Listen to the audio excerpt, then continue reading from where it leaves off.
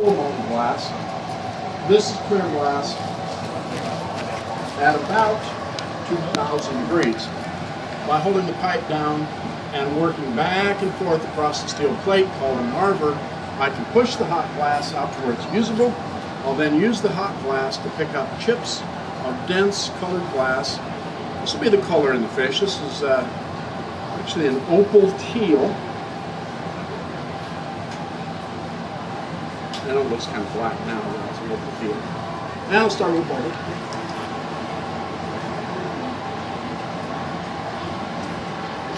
This piece of equipment is called a glory hole or reheating furnace.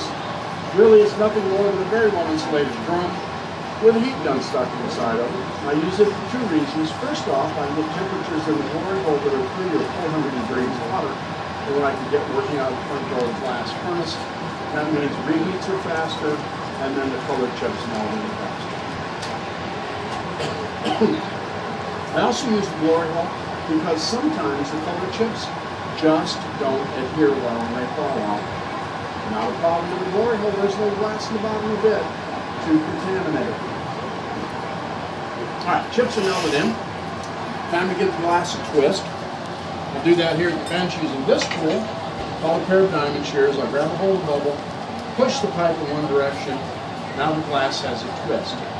Swirling is nearly impossible to mess up. Just grab a hold of the glass and give it a little swirl.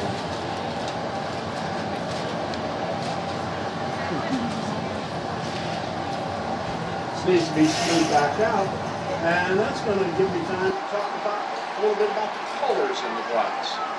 For the most part, the colors are made by adding metal oxides to the raw materials that would otherwise make clear glass. And you may already know some of them, like cobalt. Makes blue glass. That's why it's called cobalt blue. For amethyst purple or black, it's manganese that's added. A little bit for amethyst, more for purple, and a whole bunch for black. The most expensive of the colors we use are the rubies and pink glasses. And those are the ones made with gold. Adding silver to the raw materials to make an amber color, and copper makes most of our greens, as well as most of our reds. Shape this up a little bit.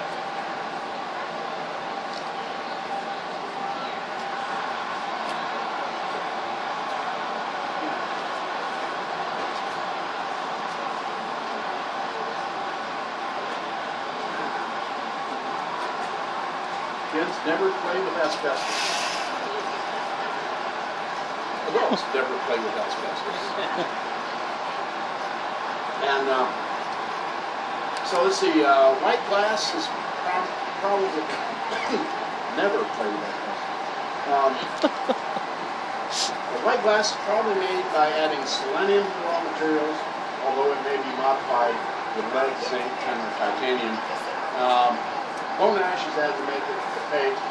In this piece, they to get this opal teal, they used cobalt for the blue. They added silver to it. The amber and the silver and the blue together make it green, and then bone ash makes it opaque, so it's an opaque teal. What I've done by twisting the glass is kind of thin those chemicals out. At a certain point, there's not enough bone ash to affect the color.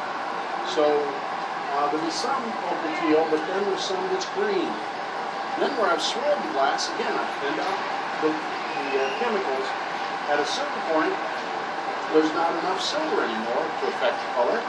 And so that's blue. So that's how you can get three colors out of the finished piece, starting with just one color glass. All right, this is pretty well smoothed out, but it needs to be very smooth, very symmetrical. A little air bubble inside needs to be well placed. I can take care of all that shaping here at the bench using this tool, which is called a block.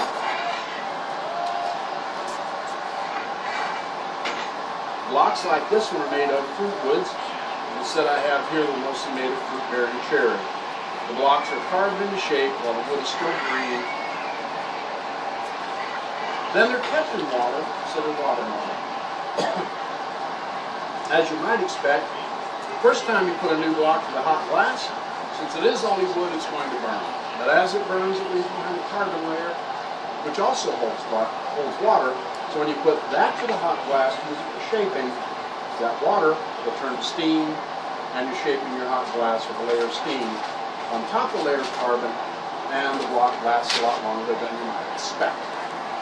The next thing I need to do to make a fish is called taking a gather.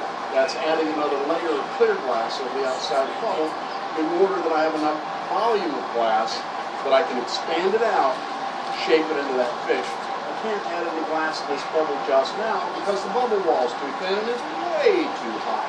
If I make a mistake trying to get back in the furnace too soon, the added heat can cause the bubble to collapse, and I just have to start all over. Obviously, I don't want to do that. So I've learned if I put my hand next to the glass, I can feel the heat that's radiated, and then from experience I'll know when I get back in the glass furnace. That brings up another question that many people have. They wonder how you can hold on to stainless steel pipe after you stuck the end of it down in the glass furnace.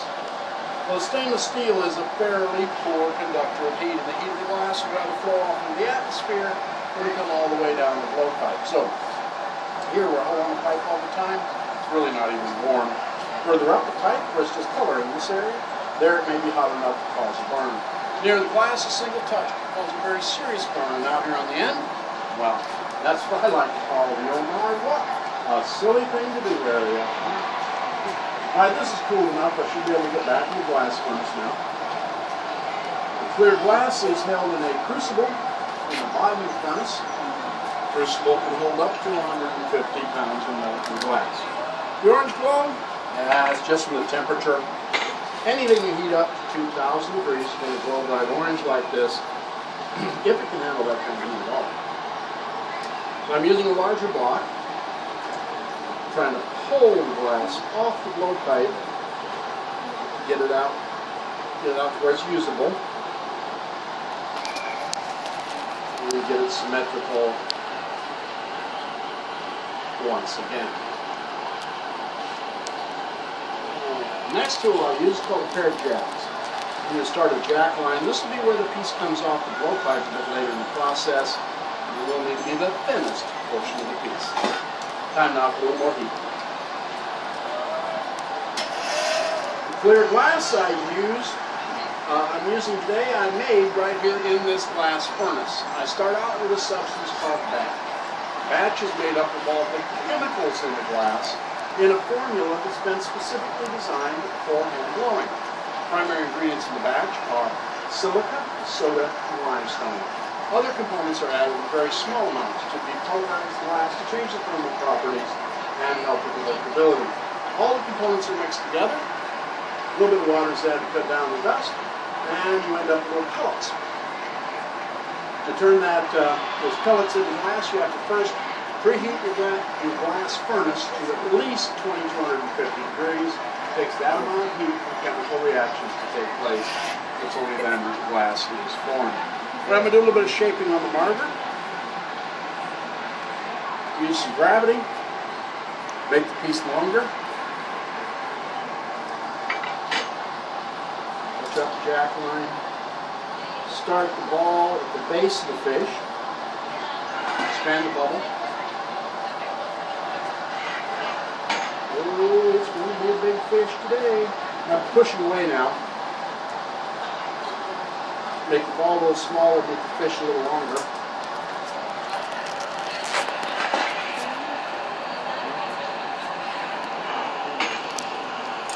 The last fish I made, the mouth was a little bit too thick. I'm going to try to avoid that this time. Pretty good shape now. The next thing I want to do is bring the sides together to get the more familiar shape. I'm going to put it on a little bigger, but I don't. Yeah, maybe. A little bigger. The next thing I want to do, I really want to bring the sides together now. I have a spot over here where I can hang the piece up, and two paddles. These are fruit wood that I use to bring the sides together. Sorry. Maybe this fish too big. Next will be the tail fin. And to do that, I need to get the whole body of the fish good and warm. Now I use a pair of tweezers to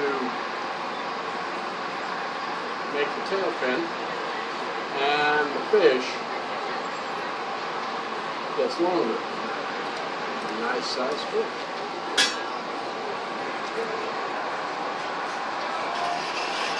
Now I want to make sure that the fish is all in line. Right now it's pretty well flopping around, but I want that paw at the base to be in line with the mouth. And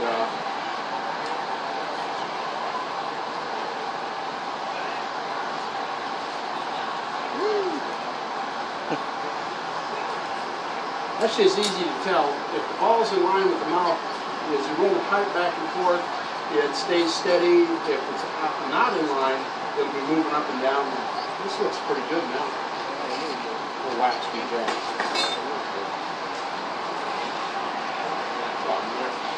I'd buy it if you finish it like that as a spear. So the next thing is to make the foot that goes under the tail so the fish can stand on its tail. We'll heat for the piece, and I'll hang it up. As I start gathering some glass to make the foot. Unfortunately, I don't have a tool big enough to make to gather enough glass to make the foot in one gather. So, what I have to do is gather some glass, which of course I've done, and then I shape and chill it, making a shape that we would call a gathering ball. In essence, what I'm trying to do is triple the diameter of the rock. So when this cools down enough, I can gather the glass for the foot. In the meantime, while this is cooling down, I need to keep the fish warm. So that's cooling, this is warming. Look around and see how everybody's doing. Yeah, the sun's in everybody's faces and nothing I can do about it. Sorry.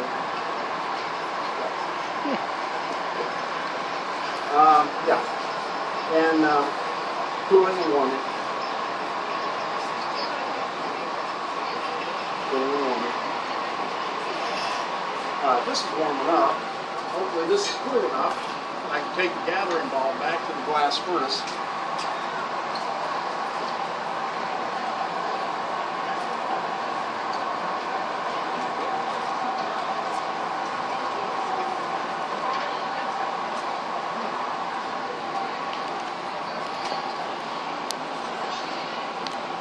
This type of foot is known as a drop foot, sometimes called a patty foot. I like to call it a smushed foot. It's not in the book, folks. Repeat that.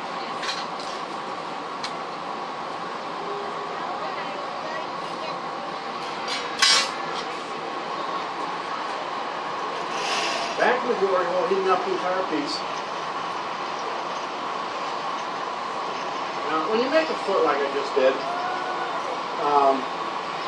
there's little rings on the bottom called chill rings, and in glass blowing circles, those are kind of considered to be bad form, because all you really have to do is heat the glass up. It starts to flow, and the first thing it wants to be is smooth. It's called fire polishing, and so fire polish that in, and all those rings have gone away. Back to the bench now.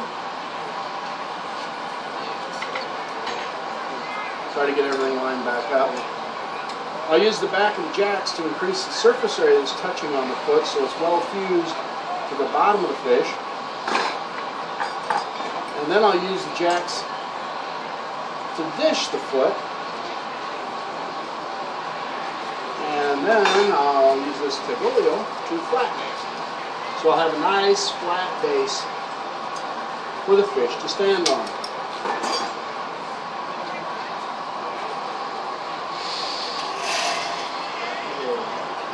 Back and forth. At this point, I've done all the work on the fish that can be done with it on a blowpipe. I need to next attach a punty rod to the center of the bottom. When that's firmly attached, I'll break the piece off the blowpipe. With it on a punty, I'll be able to open up the bottom of the piece, and then I can add some fins. Right now, shape of where I'd like to be at this stage, so I just want to put enough heat in glass to keep everything stable while I'm getting the punty together. That's about 8 count. Hang the piece up. For the punty, I'll use this solid rod.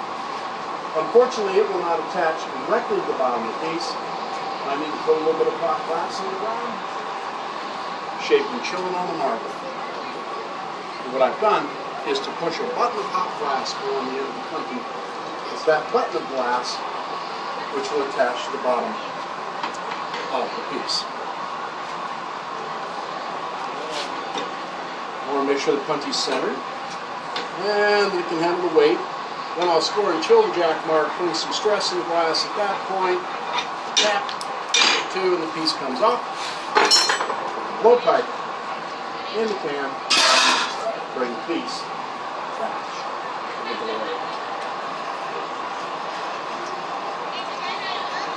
A couple of factors involved in the piece coming off the blowpipe so rapidly. First off, the jack line was the thinnest portion of the piece, so that gave the glass a thinner place to break. Also, the blowpipe was helping out. Steel and pipe pulled the out of the glass, so that made the jack line also the coldest part of the piece. So you have that cold thin glass, you put that file on it, you stress it. So I stressed and scored all the way around the tap, and the piece popped right off when I tapped it again, and there it is on the punty, centered up. It's all good. It's all good. Next step is to finish the mouth of the piece, which means it'll need to be the very hottest part of the piece. That's the same area that just a few moments ago had to be the coldest, so it'll come off the blowpipe. So I'm trying to concentrate as much heat as I can around that lip, the area behind it, a little bit of heat on the punty from time to time, because the steel rod also pulls heat out of the glass.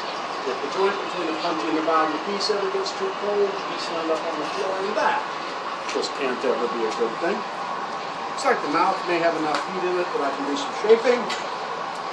And so I'll use the jacks on the inside. Open the mouth up a little bit more. And that's going to be the bottom lip like that.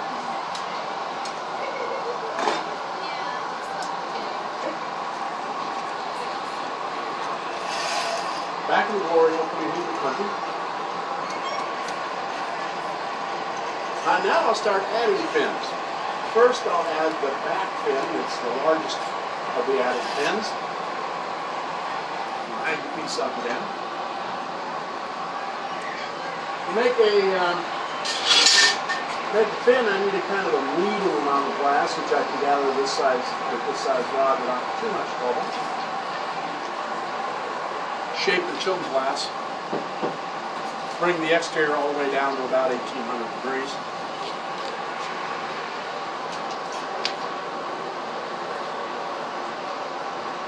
Getting this fire. Now to make a fin, it's a matter of doing a little bit of manipulation.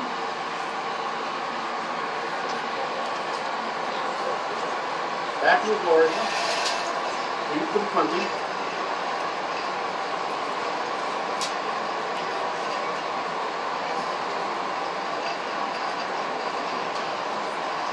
I'm going to do a little more work on that back fin. Actually, I'm going to bring it forward quite a bit. That. And make sure it's centered.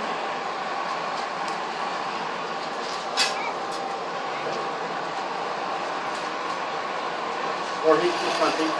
Next will be the first of the smaller pectoral fins, the front clipper fins, if you will.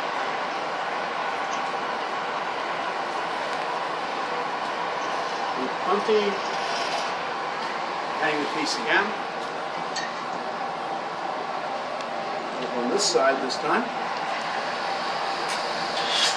Smaller amount of glass because it's a smaller fin. I can use a smaller rod to gather the glass. Any glass you would add to a piece in progress would be called a bit. And the rods are called bit rods. Set the glass, cut off what I need.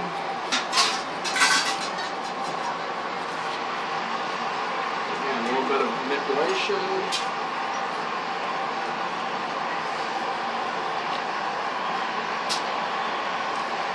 Back in the glory hole, putting some heat in that punty. It's looking a little bit cold. Right in front of that heat gun. And the punty was cold. Somewhat cracked, that's not a good sign. Says I need to move a little faster.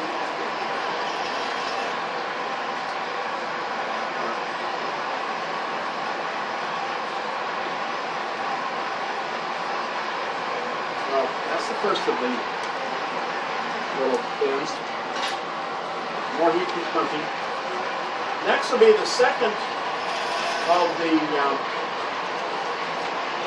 second little pectoral fins. The second one is, if anything, a little more difficult than the first one. I mean, after all, they really ought to match. So, hang the piece up again. Take another small bit rod. Try to gather the same amount of glass. Try to make the same size, shape, temperature bit. Try to place it now in the same relative location. Cut off the same amount of glass.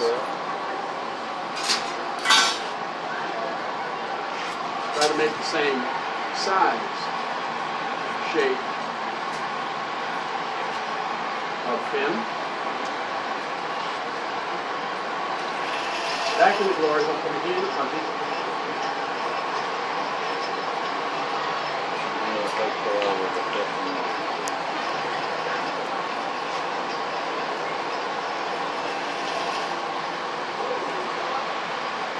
Almost had a problem there.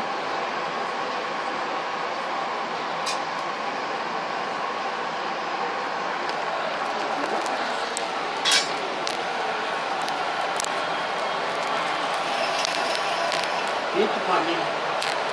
Now there's some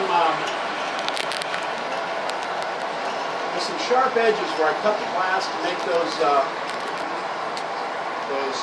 pectoral fins. I'd like to fire polish that glass, get rid of those sharp edges. And that heats up the other side of the fish, which gives me an opportunity to do the last bit of shaping, which is to give the fish some eyes.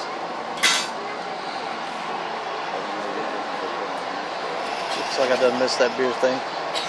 Looks like I missed that beer thing already. Right, the only thing really you have to do is to make sure that the fish is actually standing on top of its base.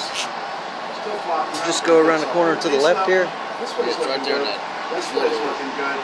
Fishing is looking pretty good. Alright. Opal teal, green, blue. Yeah, it's already 3:35. Twisted and swirled with one last flash of heat, and then I'll take the piece off the punty.